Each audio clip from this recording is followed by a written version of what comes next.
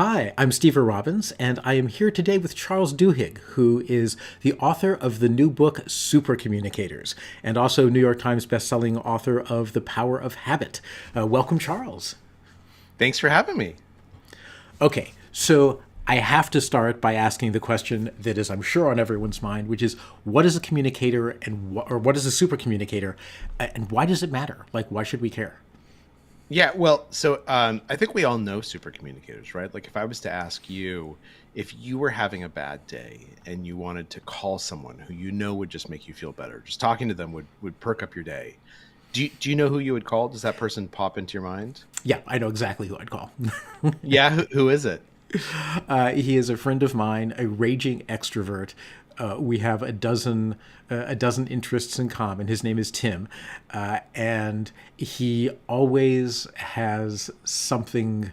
He always has something good to say, no matter what my area of depression is. Either that Yeah. directly addresses it, or just that addresses me as a person. It's just kind of like, So hey. Right. So for you, Tim is a super communicator, and you're probably a super communicator back to him, right? I You think guys so. know how to click with each other. You know what questions to ask to sort of get to what's really going on. And Yes. and all of us have people in our lives. All of us at times are super communicators. We know what to say to us a friend to make them feel better. We know what to say during a meeting to get everyone on board with our idea. But there are some people who can do this much more consistently. Some people who can connect with almost anyone. And when I originally started doing this reporting, I thought that maybe they would be extroverts, right? Or maybe they'd be really charming. But it turns out that's not true at all. Basically, it's a normal distribution through society. Some of them are extroverts, some of them are introverts, some of them are really charming, some of them are curmudgeonly. But what they all have in common is that they've recognized that communication, super communication, is just a set of skills. It's a set of skills that anyone can learn. And by learning those skills, we become essentially almost superheroes, right? Because when you think about it, communication is Homo sapiens' superpower. It is the thing Yeah. that as a species has allowed us to succeed so wildly. It helps us build families and towns and communities. It helps us share knowledge without having to experience the learning experience itself.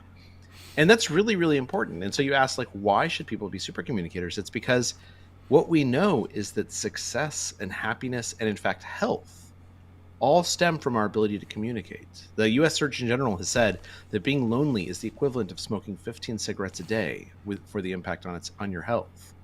And so we should Right. all seek to become better communicators because it's at the core of almost everything we care about.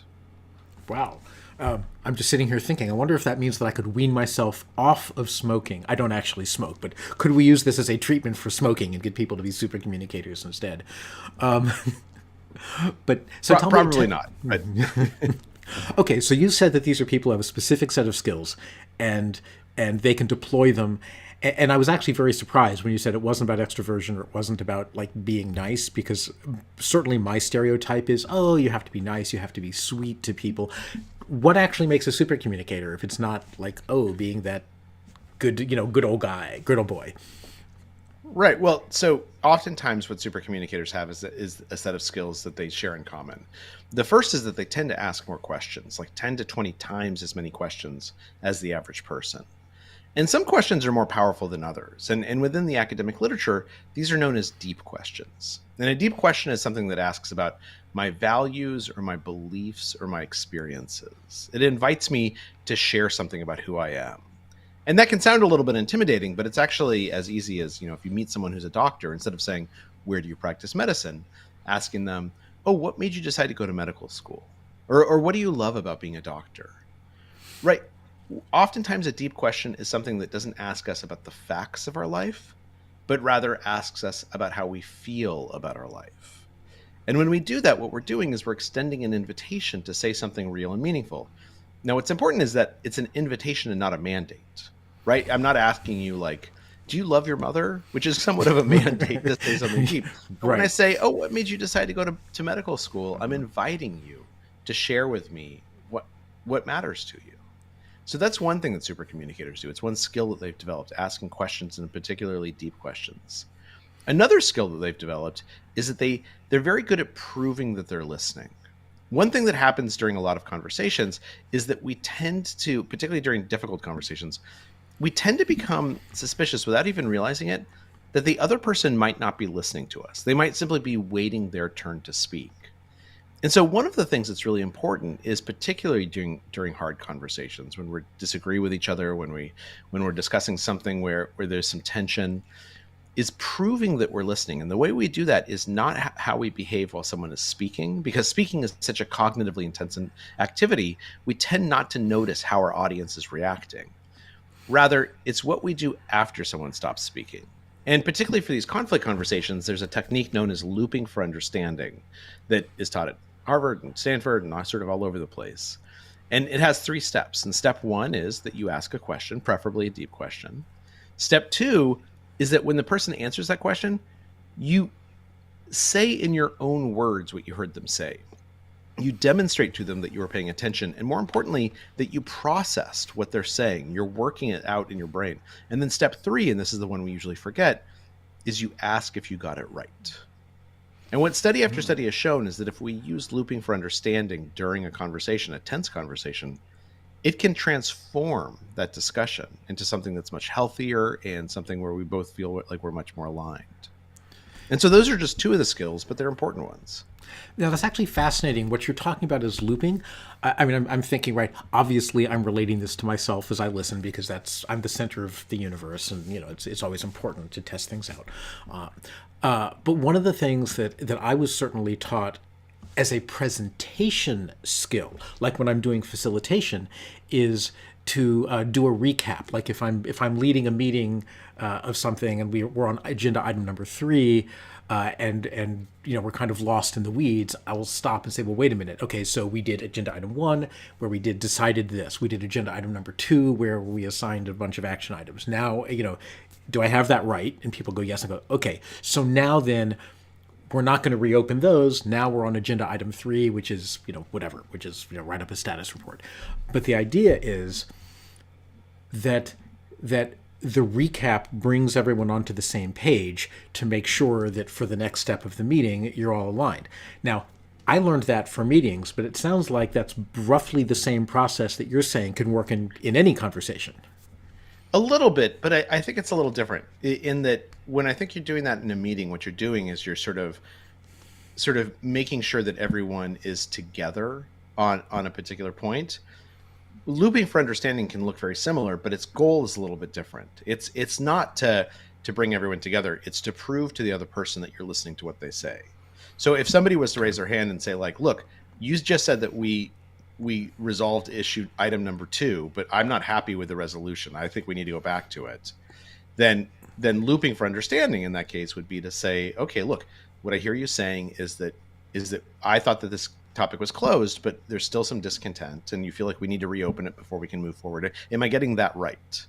Right. And so what you're doing there is, and you don't have to do that, right? You never have to have a conversation. Sometimes you just say, thanks, Jim, for letting us know. Now we're going to move on to item number 3 because everyone else feels okay with item number 2.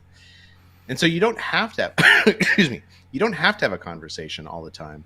But the point of having these tools in your back pocket is that when you do want to have a conversation, when having a dialogue back and forth and understanding each other is important, these are the skills that make it easier to do that. Okay. So teach me how to ask a deep question here. Because this sounds like it's really an important piece of the puzzle. I mean, it's literally as simple as just, let me ask you, like, what do you enjoy about doing this podcast? Oh, it gives me a chance to meet interesting people. Frankly, it gives me an excuse to learn things and to read books that otherwise I would say, oh, that's just a silly interest of mine. I don't have any, business reason to do that. And I get to learn. I mean, I guess those are the things. Connection, learning. So think about how much you just told me, right? I asked a pretty simple question. Why do you like doing this?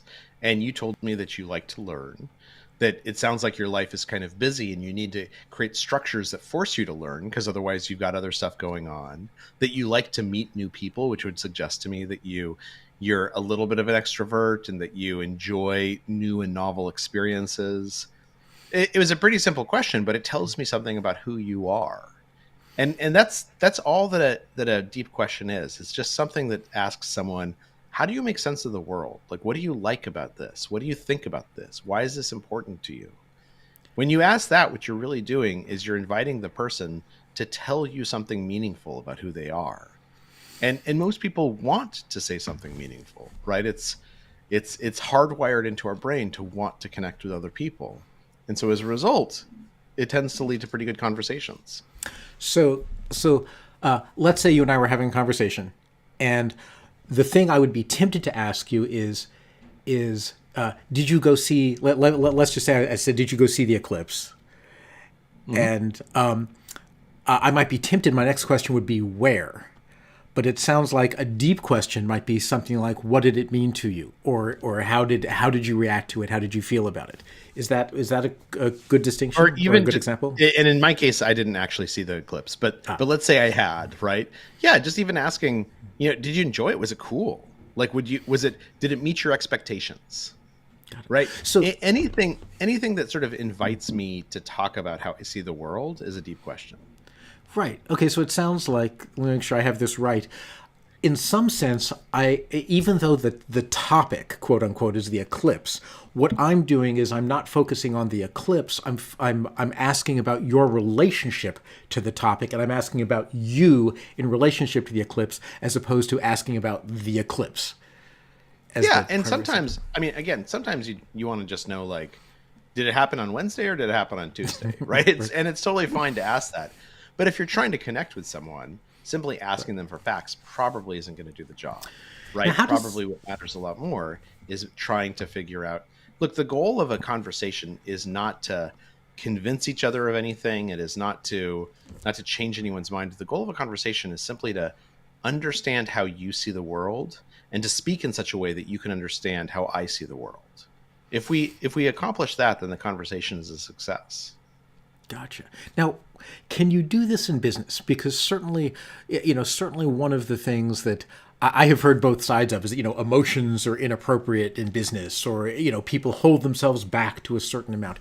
How do you bring this into the business world? I don't think anyone who does business or is particularly wise would say that emotions have no place in business, right? Because one of the things we know is that emotions underpin everything.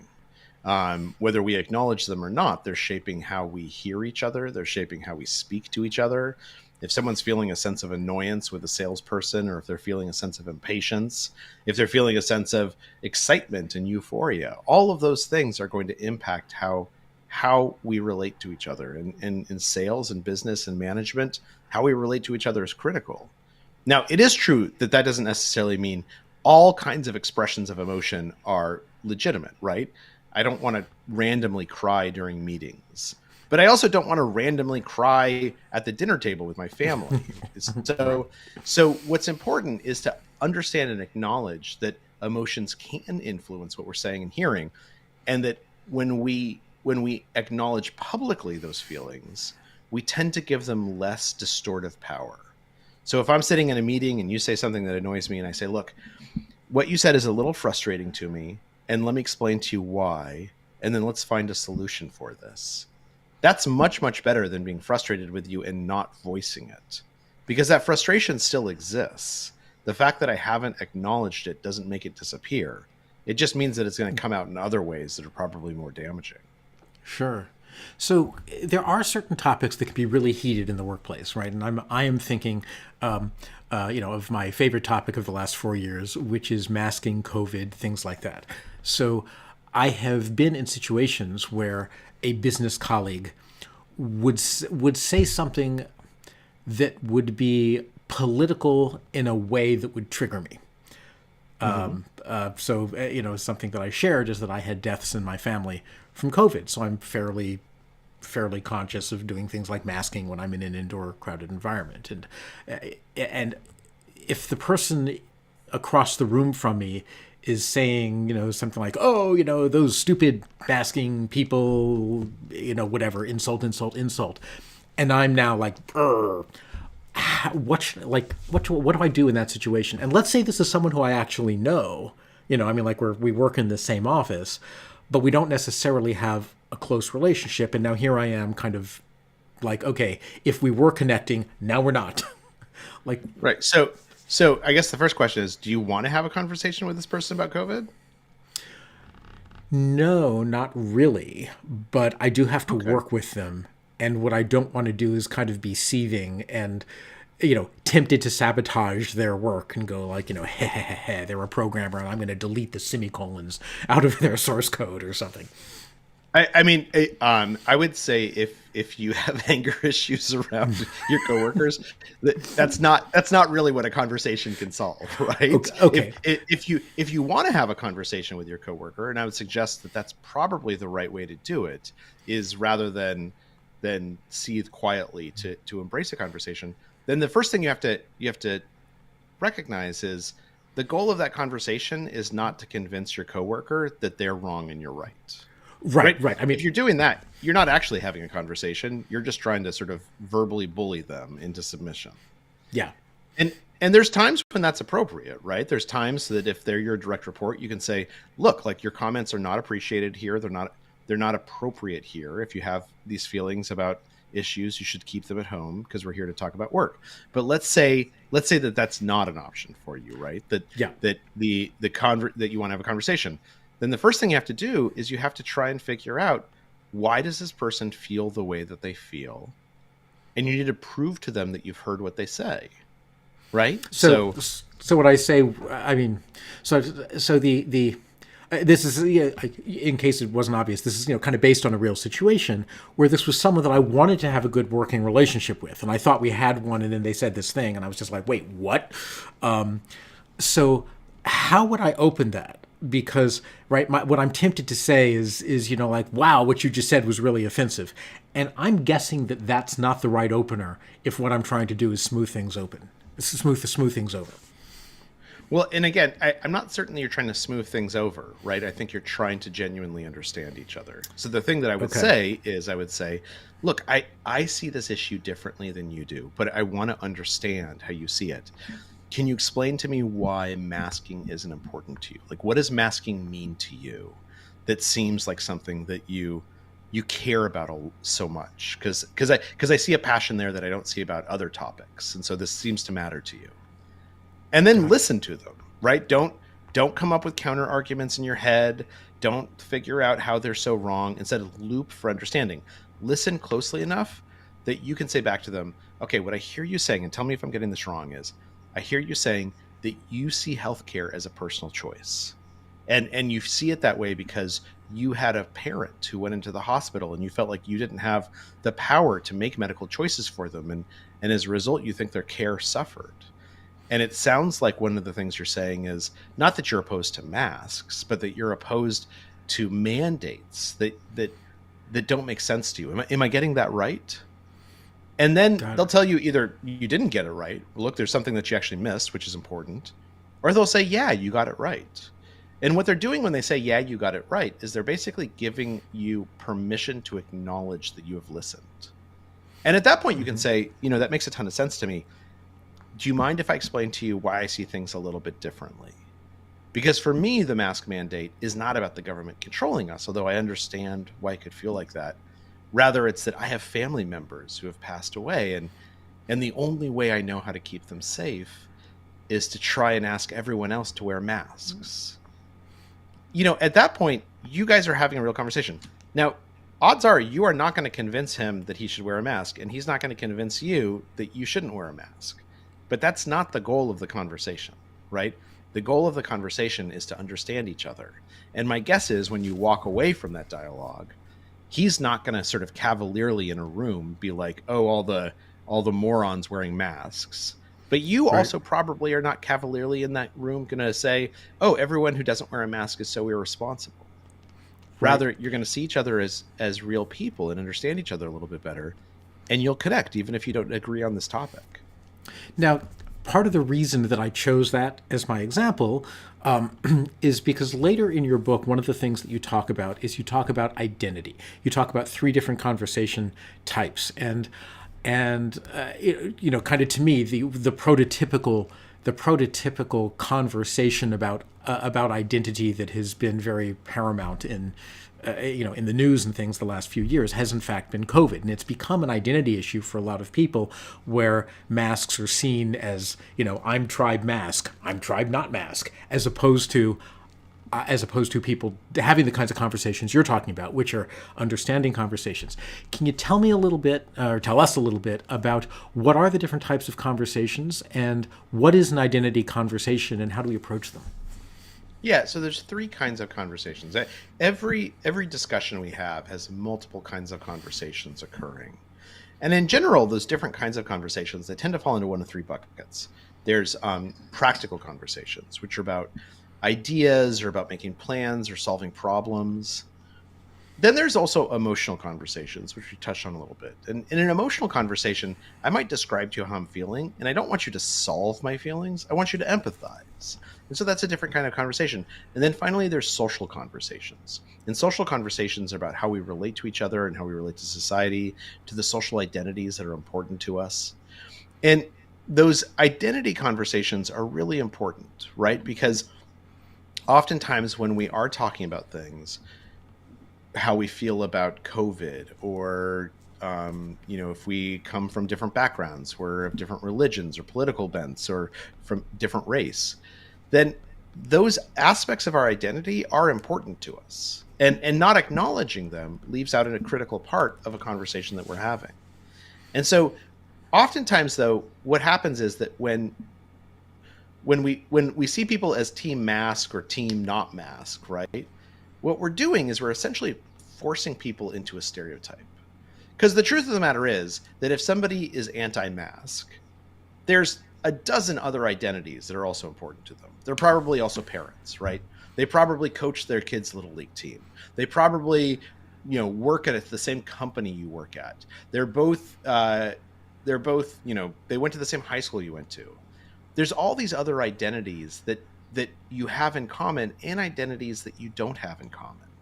And what's really important is welcoming all of those identities to the table at the same time. Because if I say to you, oh, you're one of those mask wearing, sheeple who just does whatever the government tells you to. What I've essentially done is I've pushed you into a corner. I've pushed you into a stereotype. And your instinct is to stereotype back. But if I say, look, I'm wondering, you're someone who wears a mask, but I know you're also somebody who, it owns a gun. You're a gun owner. So I know that you believe really strongly in constitutional rights. And I know that you're someone who's talked a lot about the importance of independence and that you don't affiliate with any political party. And I'm just wondering, with all those different hats on, how do you see this mask issue? Because it seems like different aspects of you would see it in different ways. When I do that, what I'm basically doing is I'm not putting us into separate tribes. I'm giving you a chance to explain to me who you are. And that's when we find things that we have in common and we acknowledge the differences we have, which is critical to building a real relationship. Got it. Well, I'm sitting here thinking I want to go through and have conversations with dozens of people in my life and and see where this where this leads.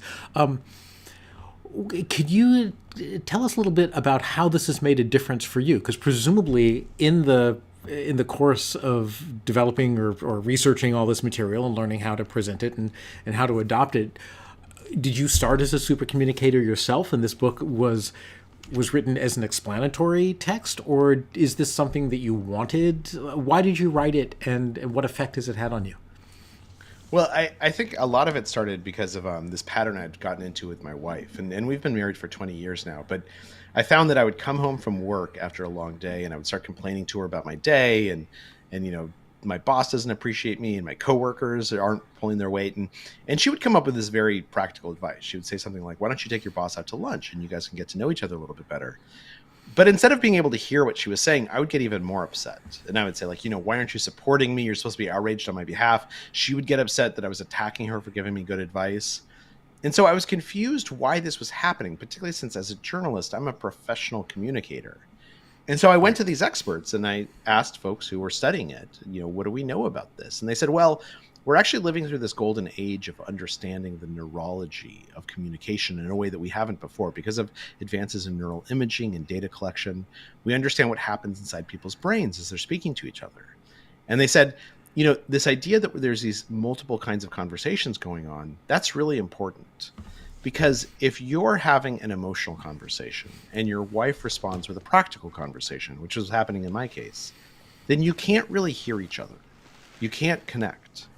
And this has become known as the matching principle within psychology, that effective communication requires having the same kind of conversation at the same time.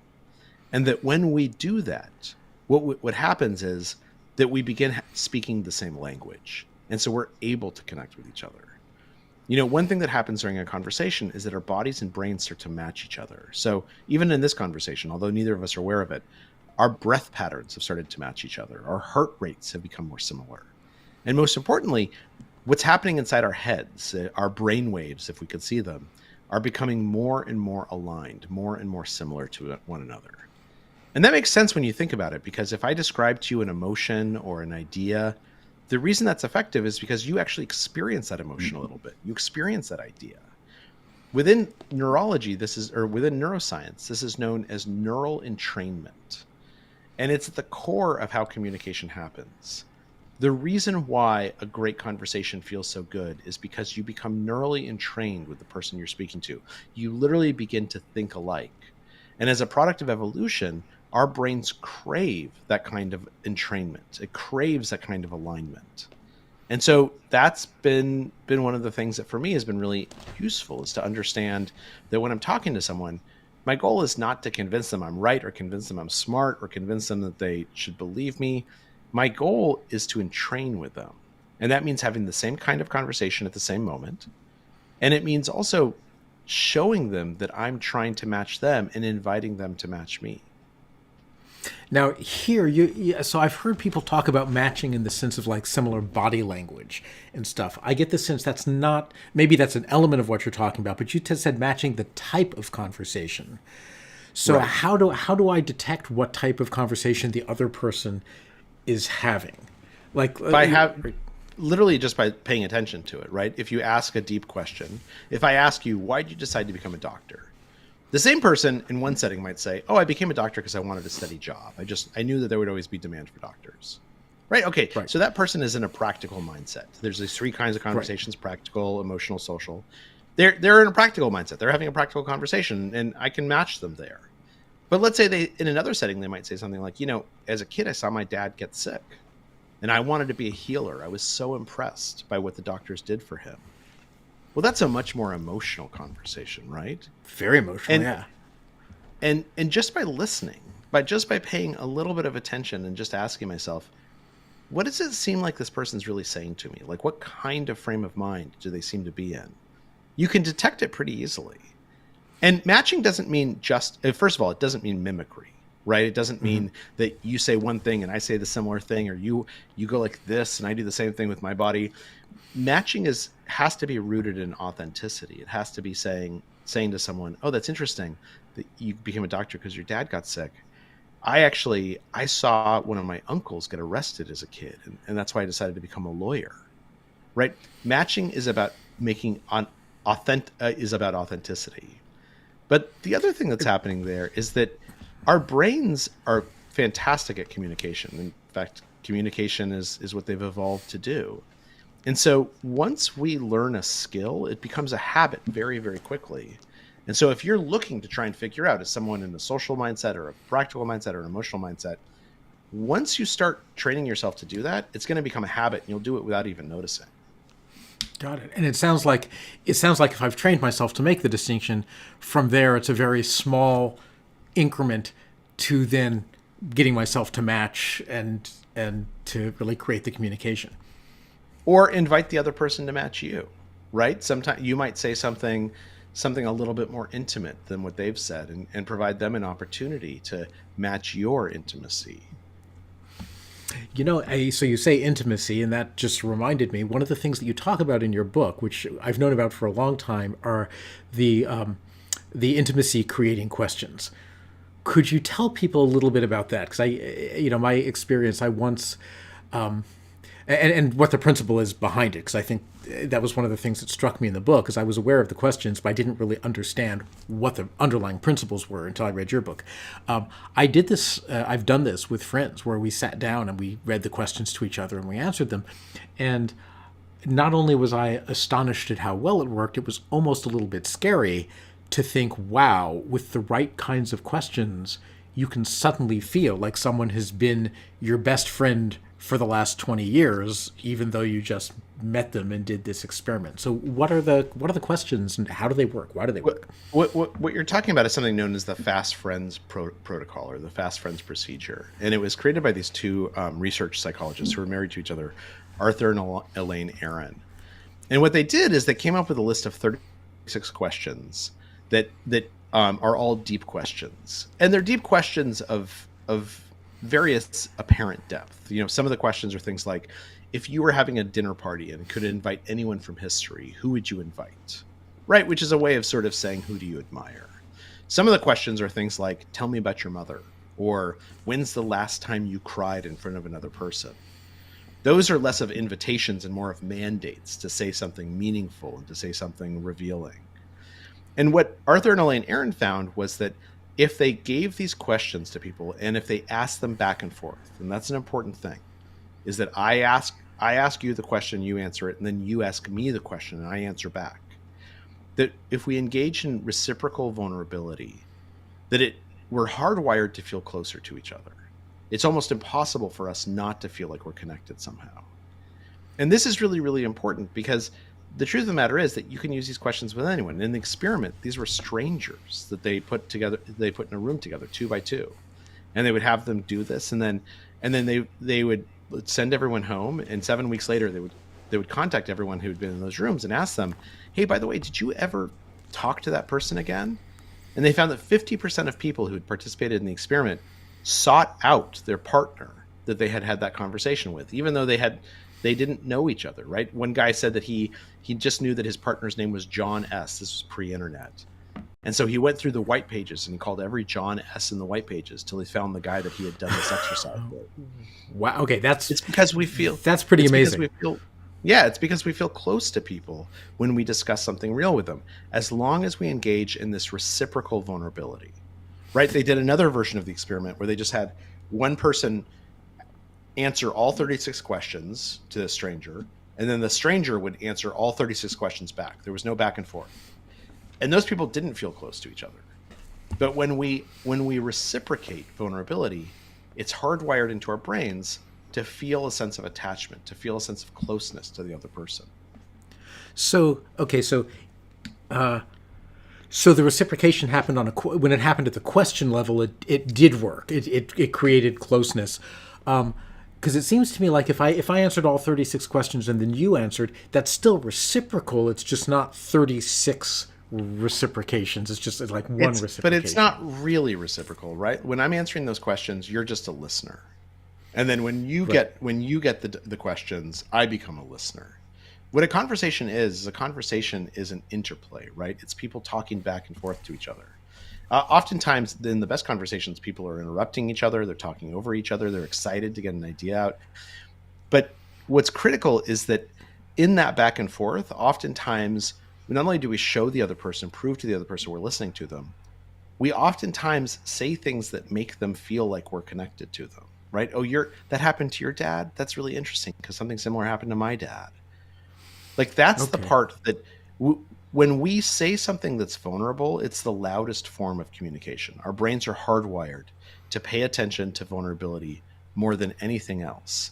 But when we say something vulnerable, if another person does not reciprocate or does not acknowledge our vulnerability, it feels like they are not listening to us. It can feel like a betrayal. Right? We've all been in that situation where you say something kind of revealing in a conversation and the other person says, "Oh, that's interesting." And they don't reveal anything about themselves. It's hard. It's hard to feel close to that person. But if somebody says, "Oh, that's interesting. Something similar happened to me. I'm really sorry that you went through that." That's when we feel understood. It's interesting because as you said that, I have a very specific conversation in mind where I said something revealing and the other person kind of said, "Oh, I don't see why that would be important." And it was fascinating because this was someone who I had been enjoying spending time with. And when they said that, my brain, like it was so strong, I noticed it. My brain actually went, oh, okay, they're shutting me out. Like they have just set a boundary and they don't want to get any closer. I should now move on to somebody who wants to spend time with me and who I want to spend time with. Yeah, and again, this is something that evolution created. There's kind of an interesting dynamic, which is that when we believe that somebody has not honored or betrayed our trust, we tend to overreact. And this actually exists for a good reason, right? In a state of nature many eons ago, the only way to sort of enforce cultural norms is to overpunish when people violate those norms. Because otherwise you have to have police all the time. But if somebody knows that, like, if I accidentally take a rake from you, it's not great, but you'll forgive me for it. But if I steal a rake from you on purpose, you're gonna hate me forever and you're gonna put me in jail. That means that people don't steal rakes. And the same thing is true of conversations, is that we've learned that exposing a vulnerability can feel very vulnerable, right? It can feel like we're saying something, we're sharing something of ourselves that others can judge. And when they don't reciprocate that, when they don't show us a similar level of trust, we tend to overreact in the offense we take to it. And that's natural and that's important. And it's something that we should be conscious of when we're talking to other people, that if they say something meaningful and real and deep, if we don't at least acknowledge that and show them that we're listening and we feel for them, it's going to be very hard to connect with them. Wow. So from both sides, from both the side of the listener and from the side of the speaker, it sounds like you want to be aware of that, because the danger of overreaction could actually short circuit a relationship that was going pretty well.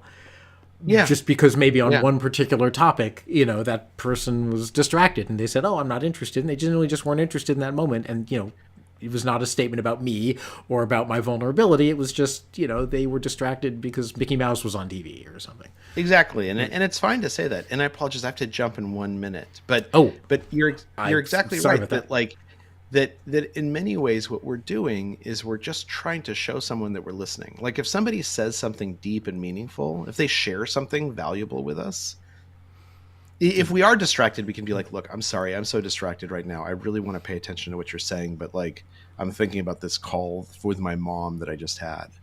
That's one thing. But to say like, oh, you shared something with me, whatever. I'm not going to, it is of no value to me. Then you're probably not going to feel like that's a person you want to have a close relationship with. Right. Now, I want to be respectful of your time, and I promised to, and then I totally lost track because I was getting so into what you were saying. Very quickly, how can people find you and your books if they want to reach you? Sure. So Supercommunicators is on sale anywhere you buy books, Amazon or Barnes & Noble, or your local bookseller. Independent booksellers are fantastic, and we should absolutely support them as parts of our community. And if people want to find me, they can just come to my website, charlesduhigg.com, or if they Google Power of Habit or Supercommunicators, I'll probably come up. Thank you very much. I really appreciate you taking the time, and have a great next appointment. Thanks so much. Take care. Take care. Bye, Charles. Okay.